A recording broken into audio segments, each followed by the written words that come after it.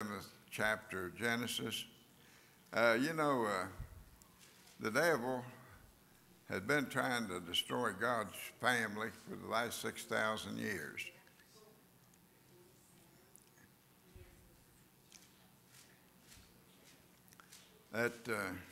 Read one verse. That's verse 11. They have artifacts and skulls and different things of people that they claim was on earth maybe 100,000 years ago. But there's difference in them people that was here back there then and us now, because God just pronounced them into existence and they could only reach so high, and that was it. But he done a special thing for us. The Bible says he reached down and I'll get to the preaching in a minute. I just wanted to give you some background. Reached down, got a handful of clay, and he done something special. He put part of himself in that handful of clay and made man and woman. And that's why we're God's family now, and why the devil's trying to destroy us. And God had a plan that he wanted a family that he could relate to. Now, you know, in heaven, angels and cherubims and all of them, they just, whatever he tells them to do, that's what they do. But mankind is a free will. He can either serve God, or he can give himself over to the devil, or whichever way he wants to do it. But there's only two masters. There's one good and one bad. God's good and the devil's bad. So if you're not serving God, then in a manner, you're serving the devil, because you can't be on both sides of the fence at the same time. And you can't stand on top of the fence and get both going, because you either got to get on one side or the other. And so, we only have reference of 6,000 years since mankind this time been put on earth. He put Adam and Eve on and thought that they was be his family and grow into nations of people. But then the devil carried on in heaven. He had to cast him out, so he came down, and immediately he started a war with mankind, and that battle's been going on ever since. What I'm going to tell you, read to you tonight and preach about, a 13-year-old boy saved a whole nation of people. This is about Joseph. And it says, and Joseph placed his father and his brethren and gave them a possession in the land of Egypt, in the best of the land, in the land of Ramses, as Pharaoh had commanded. That's all I'm going to read. Now Jacob, he had 12 sons, and he had a number of daughters, and two of these sons were full-blooded brothers, but they were only half brothers to the other 10, and the other 10 hated these two because they're the youngest. And Joseph was number one in his father's eyes. And Joseph had a dream one time.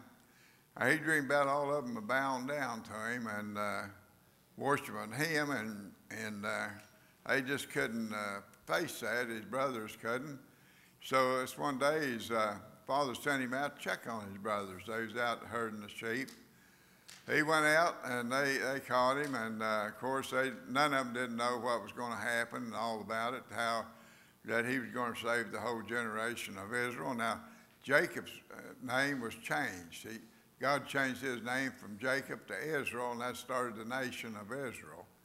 Now they had things going pretty good, I reckon, back there at the end. They was already in the land of milk and honey, but everything went bad for them as drought set in and everything. And so Joseph was about 13 years old when his brothers got him, and so they sold him out to this caravan that was going to Egypt.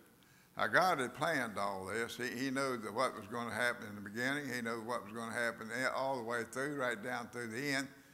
He had plans for Joseph to go on down, to learn their language and get in the driver's seat so he could handle things. And when his family in later years, they came down, well, they would be taken care of, and they'd grow into a great nation. So they took him and they sent him, sold him this caravan was headed for Egypt, and they took him down. And of course, Joseph, he was, mistreated down there pretty badly. He was, but God always put him in the top seat. He put him where everything would come his way, and he would do what he's was to do. And the Pharaoh, this great drought set in, so everybody was trying to tell the Pharaoh, his leaders trying to tell him how to do and this and that. And Joseph, he brought him forth, and so he told him, said he's going to be about the dream he had, said he's going to be 7 years of harvest, good harvest, great harvest. Then he's going to be 7 years of bad harvest, drought. And so he put Joseph in charge of everything down there then. And Joseph, he set aside granaries every place, and he stored up all the grain that he could possibly get in 7 years. And then at the end of the 7 years, the drought set in, and they couldn't grow nothing, and the starvation set in all around, even up in Canaan, where there was the land, they was going to return to after 400 years. They was down there about 400 years, and they was going to return to Canaan at the end, and God had planned for them to be his family, so God played favor to them, and he made everything work out for him. But then, when he started them out down there, Moses is another story, but Joseph went, and he was there until he died, and he brought his father and about 70 of them down, and they started populating and growing, and he gave them this year place to live and everything, and they did real well for years and years.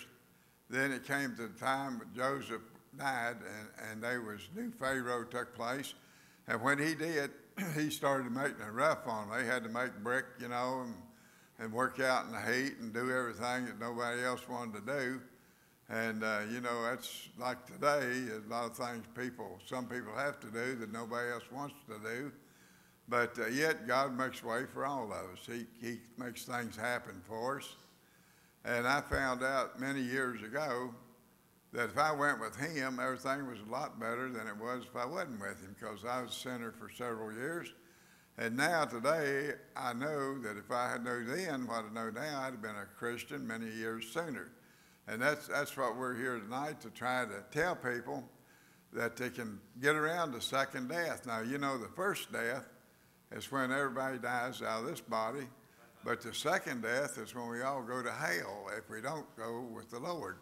Now, one of these days, we're either going to be found in heaven with Jesus, with everything, or we're going to be found in that lake of fire with nothing, only fire and pain and agony.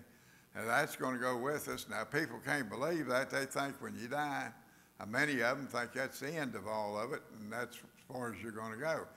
But that's not so. When we leave this body, we step over to the other side, either down or up. We either go to heaven or we go to hell, and if we go to hell, that's the second death.